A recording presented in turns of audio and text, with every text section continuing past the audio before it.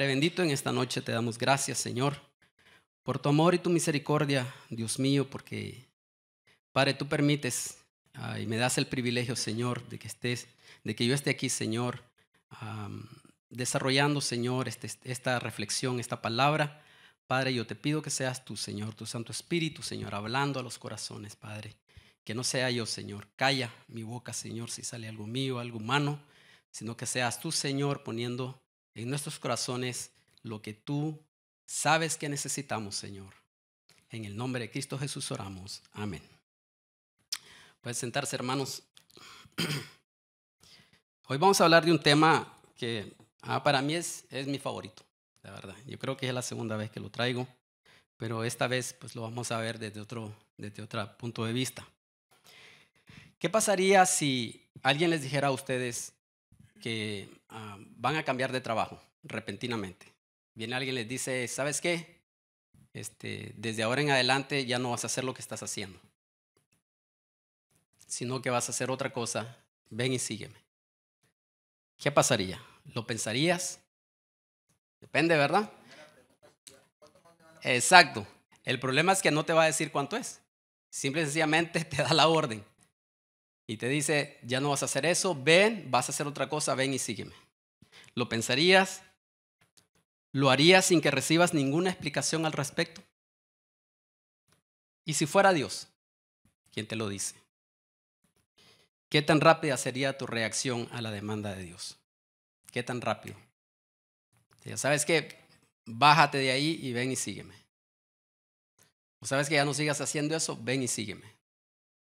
¿Pensarías en la economía? ¿Pensarías en el lugar donde te va a poner? ¿Pensarías en las consecuencias que te va a traer dejar por lo que tanto te has aferrado y en ese momento tienes que soltar? ¿Qué harías? Moody, el gran predicador, había visto una pintura muy bonita. Se trataba de un hombre que estaba aferrado a una cruz a la orilla de un mar tempestuoso. La cruz estaba clavada en una roca y él estaba agarrado de la cruz tratando de salvarse de aquella tempestad. Y Moody dijo, este es el cuadro más lindo que yo he visto. El más lindo que he visto, porque proyectaba cómo Jesús tiene cuidado de nosotros en los momentos más difíciles. Pero después dice que fue a otro lugar y miró la misma pintura. Nada más que era un hombre agarrado de la misma cruz y rescatando a otro que estaba en el mar ahogándose. Y dijo, esta es mucho mejor y más linda que la otra.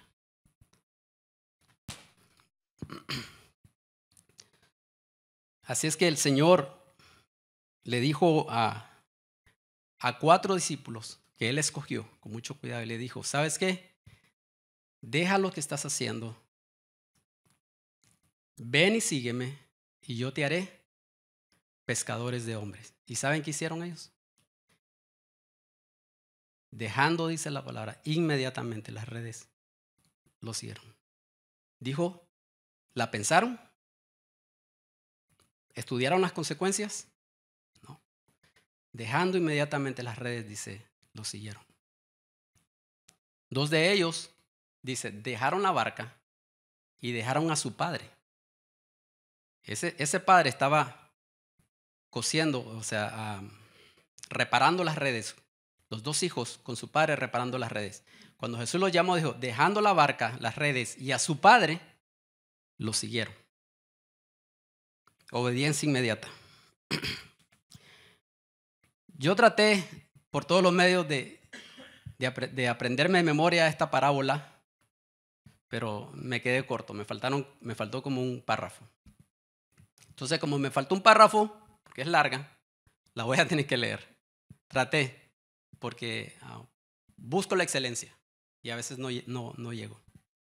Pero escuchen bien, esto nos va a traer una lección. Espero que la lección que nos caiga no sea que tú te sientas mal por eso, o sea, no te sientas mal, solamente reflexiona, ¿ok? Reflexiona en esta parábola. Si no es para ti, hazla a un lado, deséchala. Pero si es para ti, aprende la lección. Amén. Aprende la lección, porque muchas veces Dios habla para que nosotros aprendamos, no para que desechemos y pongamos un corazón soberbio, sino para que tengamos un corazón humilde y podamos percibir lo que el Espíritu nos dice. Amén. Dice así la parábola. En una costa peligrosa, donde a menudo ocurren naufragios, había una pequeña y rústica estación de salvavidas. El edificio era una choza y no tenía más que una barca. Pero los pocos miembros devotos mantenían una vigilancia constante del mar y sin pensar en ellos mismos, salían de día y de noche sin descanso en busca de los perdidos. Muchas vidas se salvaron gracias a esta maravillosa estación, por lo que se hizo famosa. Algunos de los que fueron salvados y otros varios de los que vivían alrededor querían estar asociados con la estación y prestar de su tiempo, dinero y esfuerzo para apoyar esta labor. Se compraron nuevos barcos, se compró nuevo equipo y entrenamiento para salvavidas. Y la pequeña estación de salvavidas creció. Algunos de los miembros de la misma no estaban contentos porque el edificio era tan rústico y el equipo que habían comprado no se miraba acorde con la choza. Sentían que se debía ofrecer un lugar más confortable, más cómodo y como primer refugio para los rescatados del mar, o sea, más cómodo para ellos. Así que reemplazaron los cáteres y las camas de emergencia y colocaron mejor mobiliario en el edificio ampliado. La estación de salvavidas se convirtió en un lugar popular de reunión para su creciente membresía y lo decoraron y lo amueblaron de manera exquisita porque lo utilizaban como una especie de club.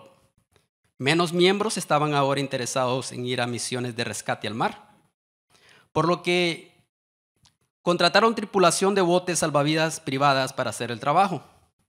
El propósito de salvar vidas seguía prevaleciendo en un mural del edificio como eslogan. Este lugar es para salvar vidas. Y tenían en la parte de enfrente el bote que utilizaron en sus iniciaciones como trofeo dentro del edificio para celebrar sus aniversarios. Durante este tiempo, un gran barco naufragó frente a las costas y los equipos contratados trajeron un montón de gente con frío, mojados y casi ahogados. Estaban sucios, enfermos. Algunos de ellos tenían hasta otro color de piel. El hermoso club nuevo estaba hecho un desastre, por lo que el comité inmediatamente construyó una ducha fuera del club, en donde las víctimas de los naufragios podían limpiarse antes de entrar. En la siguiente reunión se produjo una discordia entre los miembros del club. La mayoría quería interrumpir las actividades de rescate por ser desagradables y volverse un obstáculo para las otras actividades propias del club, donde había que pensar en la seguridad de ellos antes que en las de los demás. Algunos miembros insistieron que salvar vidas era el propósito principal de la estación y señalaron que todavía se llamaba una estación de salvavidas. En la costa, pero un poco más, de salvar vidas. Pero la mayoría rechazó esa idea de que ese era el propósito y dijeron que si querían seguir salvando vidas de personas que naufragaran en esas aguas, podrían comenzar su propia estación de salvavidas allí mismo en la costa, pero un poco más alejado del club. Cosa que hicieron. Y a medida que pasaron los años, la nueva estación experimentó los mismos cambios que se produjeron en la antigua. Evolucionó hasta convertirse en un club y una nueva estación de salvavidas fue fundada. La historia continuó repitiéndose y si usted hoy visita esa costa, encontrará varios clubs exclusivos a lo largo de la misma costa. Los naufragios son frecuentes en esas aguas, pero la mayoría de las personas se ahogan. La mayoría de las personas se ahogan. Y ahí termina la parábola. qué manera y qué ejemplo de comparar lo que es la iglesia de hoy. La evangelización es la obra más noble, más pura. Es la obra que tiene más amor y más misericordia de todas las obras y actividades que tenga la iglesia. La vez pasada yo estaba, me dijo el hermano Gabriel que compartiera un poco en la reunión de varones. Y yo llevé un tema que él me dijo que llevara. Y yo estudié ese tema y me llamó mucho la atención. De algo que yo siempre lo direcciono hacia evangelismo. Porque yo creo que eso es el corazón de Dios. El corazón de Dios es rescatar a aquel que anda perdido. Yo creo que ahí está el corazón de Dios. Y el tema que yo llevé, que me permitió el hermano Gabriel llevar, era un corazón conforme al corazón de Dios. Y una de las cosas que a mí me sorprendió bastante es cómo el Señor pudo haber pasado por alto el pecado de David, mas sin embargo lo cataloga y lo califica como un corazón conforme a su corazón. Yo creo que David hizo un pecado que aquí no hay uno que lo haya hecho. Matar, asesinar y adulterar. Y más sin embargo el Señor dice, yo me he reservado un varón conforme a mi corazón. Como decía un amigo, no comprendo. No comprendo. ¿Cómo? ¿Cómo es posible que Dios haya hecho eso? Y encontré una palabra bien importante y eso se llama propósito. Propósito. Cuando Dios creó a David, lo hizo humano, cuando lo creó, Él no estaba pensando en la mitad de David, la mitad de su vida. Él estaba pensando en el propósito por el cual lo hizo. Y dice el libro de Hechos que él se halló un varón conforme a su corazón. Y dice algo al final, que esa es la clave. Esa es la clave. Y dice, porque Él hará todo lo que yo le diga. Él hará todo lo que yo le diga. Y por eso David era conforme al corazón del Señor. No por la vida que llevó David, porque iba a hacer todo lo que el Señor le dijera que hiciera. Y nosotros tenemos un propósito, hermanos. No solamente un propósito, pero tenemos aquí una visión en esta iglesia. Y les quería compartir eso, porque es importante que sepamos y entendamos que tenemos un propósito en nuestra vida. Y pensemos en eso. ¿Cuál es nuestro propósito? La evangelización es la obra más importante para Dios. Y Él lo refleja en la palabra de Dios bien sencillo. Dice la Biblia que nosotros lo amamos. ¿Por qué? Porque Él nos amó a nosotros primero. Es decir, Dios dio. Juan 3:16, porque de tal manera amó Dios al mundo que dio a su Hijo unigénito. Por eso para Dios es importante que una persona se salve. En su corazón Dios llora. En su corazón Dios solloza por aquel perdido. Y una de las cosas de tener el corazón del Señor, de tener el corazón conforme al del Señor, es amar lo que Él ama y odiar lo que Él odia. Dios ama al perdido y odia el pecado. Odia la desobediencia, pero ama al perdido. ¿Tenemos nosotros el corazón conforme al del Señor? Pregunta. Es la preocupación más grande del Señor. La tiene siempre en su mente. Es la preocupación más grande de Cristo también. En Lucas 19:10 dice, porque el Hijo del Hombre, dice, vino a buscar y a salvar lo que se había perdido. Es la obra más importante de Cristo. Debería ser la obra más importante para nosotros.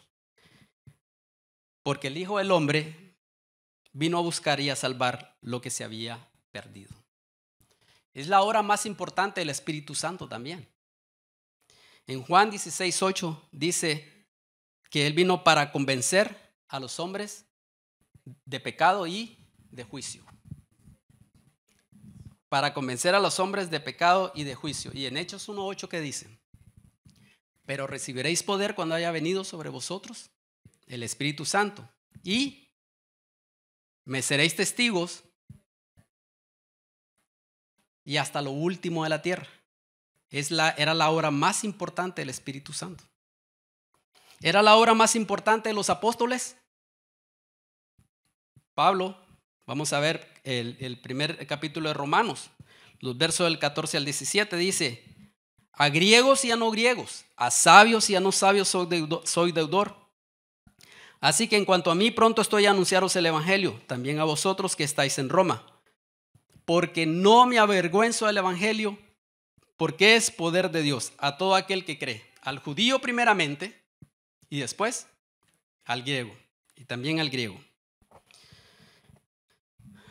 En el capítulo 9 del mismo Romanos, versículo 1, dice: verdad digo, no miento, porque para Pablo también era algo que a él le pesaba, lo llevaba en su corazón, era lo más importante para Pablo. Hay una cita bíblica que él dice: y ay de mí si no predico el evangelio, ay de mí si no predico el evangelio. Y en el 9:1 dice: verdad digo, no miento. Yo no lo tengo aquí, pero me imagino que debe ser esa cita. Verdad digo, no miento, porque sería yo estar separado de Cristo, ser anatema. ¿Eso es lo que dice? ¿No? ¿Qué dice? A ver, ¿quién me lo lee? Léemelo, por favor.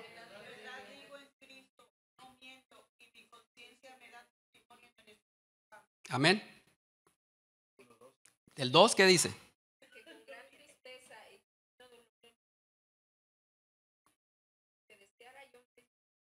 Anatema. Separado de mi carne, según la carne. Deseara yo mismo, dice, ser anatema, separado de Cristo. Esa era la pasión que tenía Pablo por los perdidos, por los que no conocían a Cristo. ¿Cuál era la pasión de él? Estábamos ahora cantando una canción. No basta solo con cantar, no basta solo con soñar, no basta solo con decir. Es necesario morir. Es necesario morir. Y ahora vamos a ver qué quiere decir eso, morir en el Evangelio. Amén. Más adelante lo vamos a ver. En el 10:1 dice: hermanos, ciertamente el anhelo de mi corazón y mi oración a Dios por Israel es para salvación. El anhelo de él, el anhelo en su corazón, la oración a Dios era que Israel fuera salvo. Vemos en el Antiguo Testamento también ahí una gran declaración en Proverbios 11:30, que dice: el que salva almas es sabio, ¿verdad? Y sabemos lo que es la palabra sabio. Sabio es aquel que lleva una vida de justicia. Es aquel que lleva una vida de justicia, sabe hacer justicia. No solamente sabe hacer justicia, pero vive esa justicia. Aquel que salva almas es sabio. Amén. Daniel 12:3 dice, no lo tengo todo, a ver si me lo lee, ¿quién me lo lee? Daniel 12:3 dice: resplandeceremos como las estrellas. Léamelo, a ver quién me lo lee. Amén.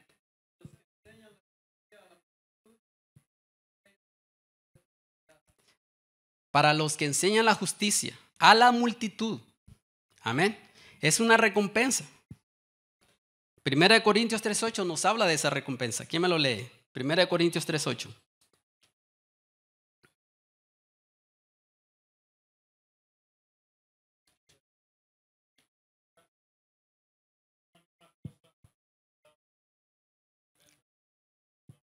Cada uno recibe su recompensa conforme a su labor. Mateo 4 nos lleva a tomar una decisión loable, porque habla sobre dejar el trabajo, ¿verdad? Y responder a una demanda de Dios inmediatamente. Es bien difícil, pero es posible. Es una tremenda promesa. Tenemos en los evangelios el término evangelizar menos de 53 veces y se resume en el 28:19, Mateo 28:19, que dice: id por todo el mundo y predicar el evangelio. Todos esos 53 términos de evangelizar en el Nuevo Testamento se resumen en el 28:19. Id por todo el mundo y predicar el evangelio a toda criatura. Así es que evangelismo es el sollozo de Dios, es el llanto angustioso de Dios por una ciudad condenada. ¿Está la ciudad de Arlington condenada? Dios ruega por medio de nosotros.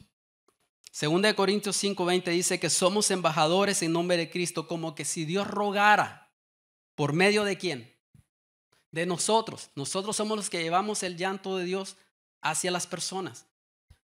Dicen que hubo una conversación entre el arcángel Miguel y el Señor, Gabriel y el Señor, el arcángel Gabriel y el Señor, y dice que le dijo, bueno, ¿y qué pasó con el evangelismo? Dice, bueno, yo dejé allá a todos los discípulos con ese proyecto de llevar el mensaje de salvación. Dice, ¿y qué pasaría si no lo hacen? Bueno, esto ¿están parafraseando? ¿O es nada más es una historia, ¿no? Es una historia que no es verdadera, pero el Señor le dijo, bueno, no sé, le dice, no sé qué pasaría si no llevan el mensaje. Yo no tengo otro plan, porque yo les he confiado eso a ellos. ¿Qué hubiera pasado si los apóstoles no hubieran esparcido el mensaje de salvación? Nosotros no estaríamos aquí en este momento. ¿Por qué? Porque dice la palabra que Él nos ha confiado a nosotros el ministerio de la reconciliación. Las ha puesto en nuestras manos. Así es que Dios ruega por medio de nosotros. Es el llanto de Pablo. Decía, deseara yo mismo ser anatema. Pablo tenía una inquietud, tenía un llanto, tenía un lloro por su pueblo Israel. Ese lamento de Moisés allá en el Antiguo Testamento, Éxodo 32:32, dice, perdona ahora este pecado que ha cometido Israel. Si no, decía Moisés, si no, ráeme del libro que has escrito. Si no, ráeme. ¿Qué había hecho Israel? Había construido un montón de ídolos y los estaba adorando. Y el Señor ya había hablado maldición sobre el pueblo de Israel que estaba adorando ídolos. Pero viene a Moisés y intercede por ellos y le dice, por favor, perdona este pecado, este gran pecado de Israel. Si no, ráeme de tu libro. Pasión, hermanos, por aquellos perdidos. Muero yo para que otros vivan. Eso es lo que estaba diciendo Moisés, lo que decía Pablo también. Muero yo para que otros vivan. Evangelismo es el sollozo de un padre por su hijo perdido. Es la mayor tarea en la cual debemos de centrarnos. Así de sencillo. Evangelismo debe ser el centro de las actividades de la iglesia. Todas las actividades son buenas y son necesarias. Pero evangelismo debe ser el centro porque es lo que Dios quiere, es lo que Dios ama. Y si nosotros tenemos el corazón conforme al del Señor, es lo que debemos de amar nosotros también. Es también una paradoja. Es decir, nosotros morimos para que otros vivan. El que quiera ganar su vida, dice, la perderá, dice el Señor. Y el que pierda su vida por causa de mí, la hallará. Al perdernos nosotros en la tarea de evangelizar, nosotros hallamos vida en otros y vivimos nosotros. Por eso quería atraer a colación la última canción. Es necesario morir. Es necesario morir. Muchas veces nosotros no queremos morir, no queremos soltar lo que nos ata. Los días sábados a las 10 de la mañana quizás. O cualquier oportunidad que tengamos para evangelizar. El miedo quizás, el temor. Porque todavía no hemos calculado que no somos nosotros los que hablamos, que es el mismo Espíritu Santo que va a poner palabras en nosotros, en aquellas personas que quieran o que deben oír el Evangelio del Señor. Un pastor leyó una carta escrita a varias iglesias en 1877. Un pastor que tenía pasión por las almas, que tenía la misma inquietud y quería que todos fueran salvos. Todos. Él no pensaba nada más en su ciudad. ¿Cuántos de nosotros pensamos nada más en Arlington o en Texas? Y si pensamos en Texas, después pensamos en Colombia o en Nicaragua o en República Dominicana o en México. Pero, ¿algunos de ustedes se han puesto a pensar en el mundo entero? Fíjense bien lo que decía la carta. Si se supone que la población actual de nuestro mundo es de 1.600 millones, esto es en 1877, y que en todo este vasto número no hay más que un verdadero cristiano que tendrá en las manos un papel decisivo por parte del Espíritu Santo, durante el próximo año en la conversión de solo otros dos a Cristo, y cada uno de esos dos nuevos conversos sean instrumentos utilizados para llevar a Cristo a otros dos durante su primer año de vida espiritual, y que la obra así continuara, cada nuevo converso conduciendo a otros dos a Cristo dentro del año de su conversión. ¿Cuánto tiempo se necesitaría ese ritmo a partir de un cristiano para que los 1.600 millones llegaran a Cristo? La respuesta sin duda sorprenderá a muchos de nuestros lectores, pero si podemos confiar en las cifras, todo el mundo se convertiría en poco menos de 30 años. En menos de una generación. Es una obra demasiado poderosa para que el Espíritu Santo la lleve a cabo. Para que la iglesia se esfuerce en lograr, para que la iglesia se esfuerce en lograr también. Pero vamos a modificar un poco las condiciones, decía la carta. En lugar de suponer que no había más que un verdadero cristiano en todo el mundo, tengamos una aproximación más cercana en la realidad. Supongamos que el número es por lo menos de 20 millones, que era más o menos el número de cristianos en ese entonces. Probablemente un poco dice por debajo de la realidad. Si cada uno de estos 20 millones de cristianos llevara a Cristo a una sola alma en el próximo año, el número total sería del doble antes de finales de este año de 1877. Si resultados similares fueran seguidos por oración y esfuerzo en el 1978, o sea, un año después, y continuara al año siguiente y cada año cada cristiano verdadero fuera decisivo mediante la oración y el esfuerzo personal en la salvación de una sola alma, un año antes de 1883, sería oído en el reino de los cielos este gran coro de que este mundo se ha convertido en el reino de nuestro Señor y de su Cristo. Y esto Él lo envió a todas las iglesias en el año 1877. ¿Y saben qué? No lo hicieron. ¿Qué pasaría si en esta iglesia cada uno de nosotros trajera o llevara dos o fuera el medio de que fueran convertidos dos a Cristo? Cada uno de nosotros. ¿En cuánto creen ustedes que se convertiría la ciudad de Arlington? Porque esos dos que ustedes fueron medio para que se convirtieran, esos dos van a llevar a otros dos y así sucesivamente. Y aquí somos ¿cuántos? 150, 175. Más o menos. 130, 140.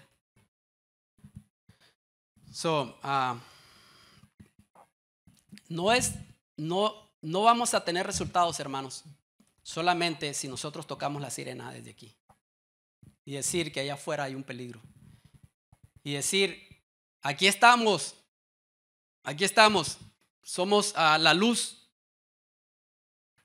y tocar la sirena y poner las luces para que los que están allá muriéndose, ahogándose, miren que estamos aquí. No basta, hermanos. Es necesario ir a rescatar en el mar del pecado a esas personas que se están hundiendo.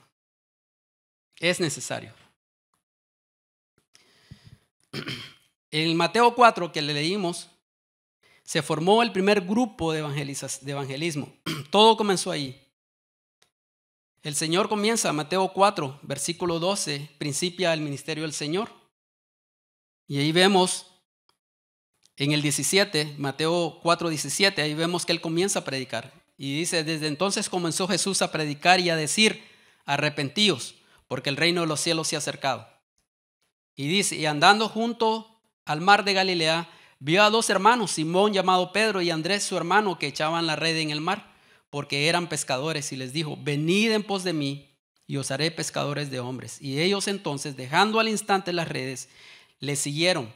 Pasando de allí, vio a otros dos hermanos, a Jacobo, hijo de Zebedeo, y Juan su hermano, en la barca con Zebedeo su padre, que remendaban sus redes, y los llamó. Y ellos, dejando al instante la barca y a su padre, le siguieron. Así es que el Señor lo hizo en el tiempo correcto. Había pasado la tentación, se había bautizado, habían matado a Juan el Bautista y ahí Él empezó en el tiempo correcto. El Señor tiene un calendario divino y un reloj divino para hacer las cosas. Tiene su tiempo exacto para hacer las cosas. Así es que lo hizo en un tiempo correcto. Escogió a las personas correctas. Empezó con estos 4. ¿Te ha elegido a ti el Señor para predicar el evangelio? ¿Qué dice Lucas? Perdón, Juan 15:16. No me elegisteis vosotros a mí, sino que yo os elegí a vosotros. Así es que el Señor nos ha elegido a nosotros. Y usted quizás pueda pensar, es que yo la verdad es que no tengo la capacidad para ir a evangelizar. Pero déjame decirte, el Señor es experto en ver un diamante en bruto. No se ofendan, no estoy diciendo bruto, está diciendo un diamante que todavía no está refinado. Pues sí, porque ya nos dijeron que tuviéramos cuidado con lo que digamos. Cuando se dice así, un diamante en bruto quiere decir que todavía no está refinado, no se ha sacado lo mejor de esa piedra. Tienen que lijarle, tienen que pasar un proceso hasta que se mire brillantita. Pues Dios te ha escogido a ti porque eres un diamante en bruto. Dios sabe que tú puedes. Dios sabe que tú puedes. Él escogió, a ver, ¿qué dice Lucas 24 del 46 al 48? ¿Quién me lo lee? Lucas 24 del 46 al 48.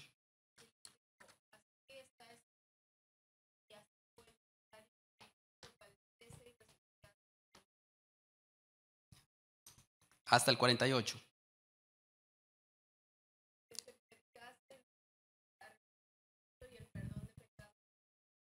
Amén. Se dan cuenta que siempre empieza en Jerusalén. Siempre su prédica es empezando en Jerusalén y después se extiende a todo el mundo. Así es que, ¿qué vio Jesús en los discípulos? Por ejemplo, ustedes saben cómo era Pedro, ¿no? Pedro era un hombre tosco, era un hombre duro. ¿Qué más vio Jesús en ellos? Eran hombres que tenían una educación. Eran iletrados. Entonces, ¿por qué los escogió? Quizás porque quería castigar a Israel. Porque eso era una ofensa. Que un rabí escogiera a alguien que no supiera. ¿Y qué pasó con los escribas y los fariseos y todos los que sabían en aquel entonces? ¿Qué eran también? Eran faltos de misericordia también. ¿Ustedes se acuerdan cuando la multitud, qué fue lo que dijeron ellos en la multitud? Despacha a esa gente, despáchala, que se vayan. Eran faltos de misericordia. ¿Qué más miró en ellos? Tenían una escasa percepción espiritual, es decir, no percibían lo que el Señor les decía. Todo el capítulo 13 de Mateo era para ellos y ellos no lo entendieron. Jesús siempre tenía que estarles explicando. Les decía, vosotros también sois sin entendimiento. Les dijo a los apóstoles. Tenía muy poca percepción espiritual. Así es que, ¿qué miró en ellos? Un diamante en bruto. Algo que no estaba refinado todavía. Algo dentro de ellos que el Señor sabía que se iba a manifestar en su tiempo correcto. Así es que Dios se hace un llamado. Dios te llamó a ti, Dios nos llamó a cada uno de nosotros. El primer llamado fue para salvación. Pocos son los llamados, muchos son los llamados y pocos los escogidos. Tú eres un escogido de Dios en esta iglesia para llevar la palabra del Señor. Tú has sido llamado para ser salvo. Pero también necesitas otro llamado. Y el llamado es que vayas y prediques la palabra de Dios. Así es que tú puedes llegar a ese nivel de ser un pescador de hombres. ¿Estás dispuesto? ¿Vas a dejar las redes y la barca y vas a seguir al Señor? Es lo que quiere el Señor, es el corazón de Dios. Es su mayor preocupación los perdidos. Es nuestra mayor preocupación. ¿Qué venimos a esta iglesia? Porque debe de haber de todo. Me encanta esta iglesia. Yo amo esta iglesia. Cuando digo amo esta iglesia es porque los amo a todos ustedes. ¿En dónde estamos perdiendo nosotros la brújula? ¿En dónde nos estamos enfocando? En que yo esté peleando, que no me cae bien mi hermano, que no me cae bien que si yo estoy de este grupo, yo estoy del otro grupo. ¿Saben qué? Nos estamos perdiendo del mapa y estamos dejando lo más importante, que es la predicación de la palabra de Dios, ir a rescatar a aquellos que se están ahogando. Nos estamos volviendo un club. ¿Saben qué? Las palomas mensajeras, ¿saben por qué las escogen las palomas mensajeras? Los pigeon que le dicen en inglés. ¿Saben por qué las escogen? Yo estaba viendo en GeoNet y me trajo eso, dije yo, wow, qué tremendo. Para la guerra las escogían a ellas y les ponían el mensaje en las patas y las mandaban. ¿Saben por qué? Les voy a decir por qué. Las palomas tienen los ojos aquí, ¿verdad? A los lados. ¿Ok? Ellas tienen una visión. De este ojo pueden ver desde aquí, todo alrededor, pueden ver para allá, hasta aquí. Y este ojo pueden ver desde aquí hasta aquí. Es decir, ellos tienen una visión tan total y global que ellas no se pierden. Por eso las usaban para ser mensajeras. Por eso cuando nosotros vamos a buscar un lugar para donde ir, el GPS tiene que estar allá para ver todo el mapa completo y así ubicarse. Igual, antes que no existía el GPS, usábamos un mapa, ¿no? Y nosotros ubicamos norte-sur bien fácil porque teníamos todo el territorio global de donde íbamos a ir. Entonces, nosotros como cristianos tenemos que saber dónde estamos ubicados para llevar el mensaje del Señor. O sea, a veces estamos así. Aquí adentro estamos así. Tenemos que abrir nuestro horizonte global y ver dónde estamos ubicados. Saber cuál es nuestro propósito. ¿Para qué nos ha llamado el Señor?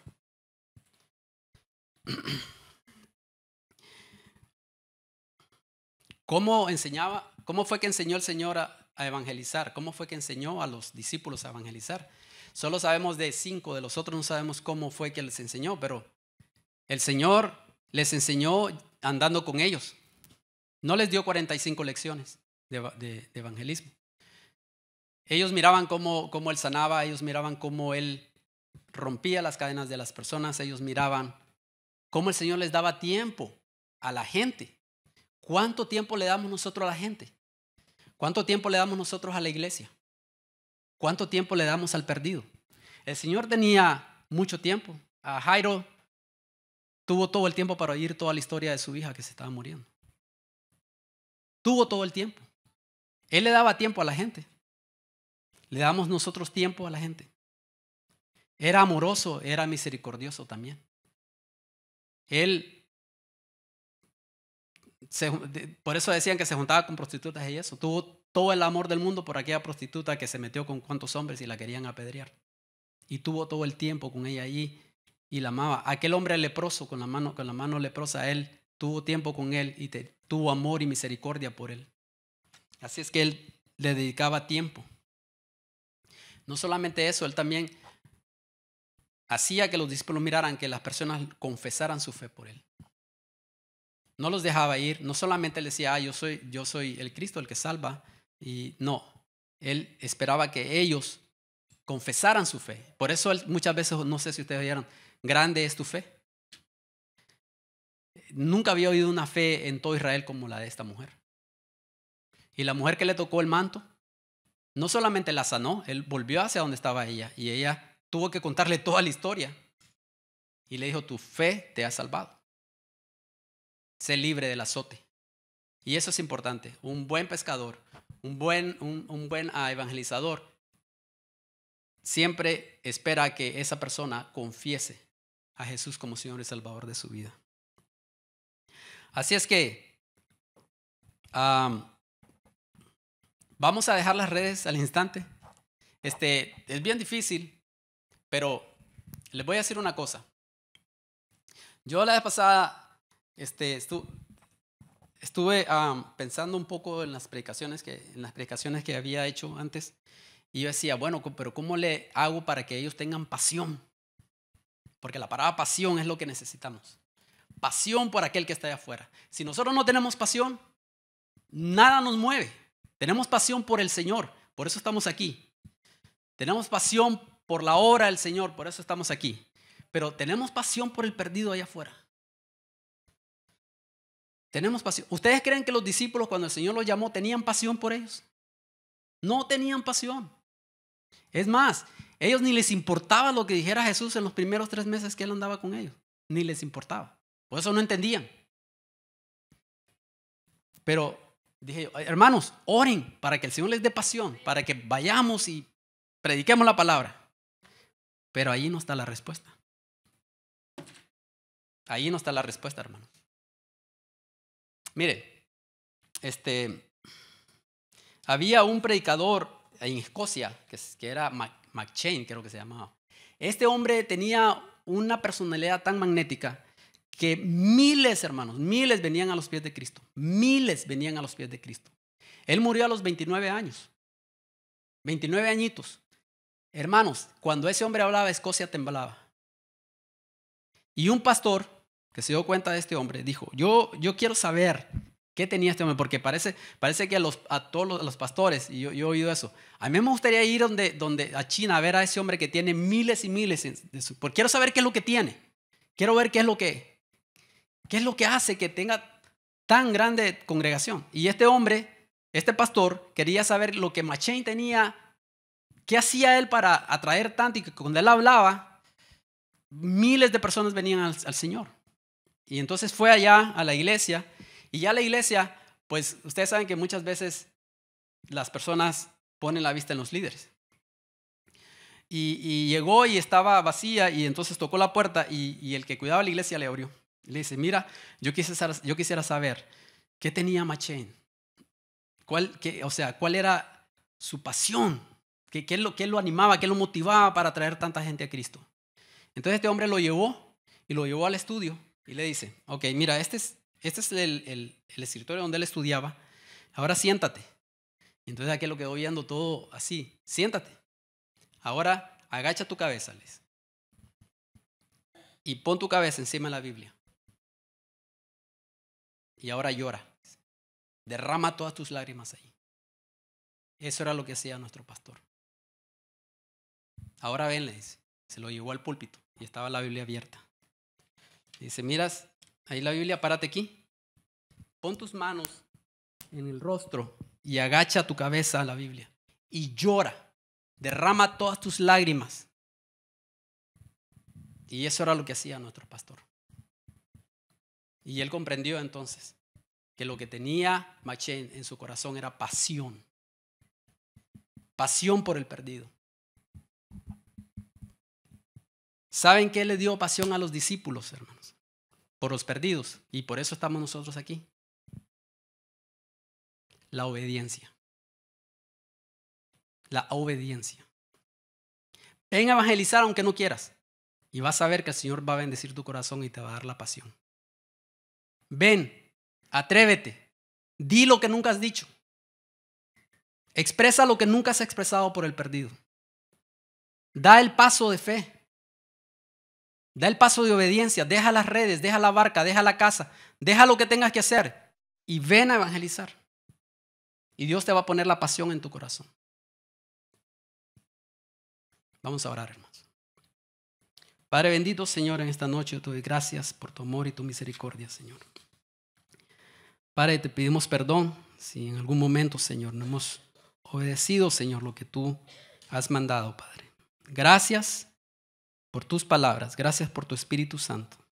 Y Padre, te pedimos en esta noche que nos hagas las personas que tú quieres que seamos en tu obra, Señor. Te pido por cada uno de mis hermanos aquí en esta noche, Señor, bendícelos. Y Padre, gracias por traernos en esta noche. Llévanos con bien a nuestros hogares. En el nombre de Cristo Jesús. Amén.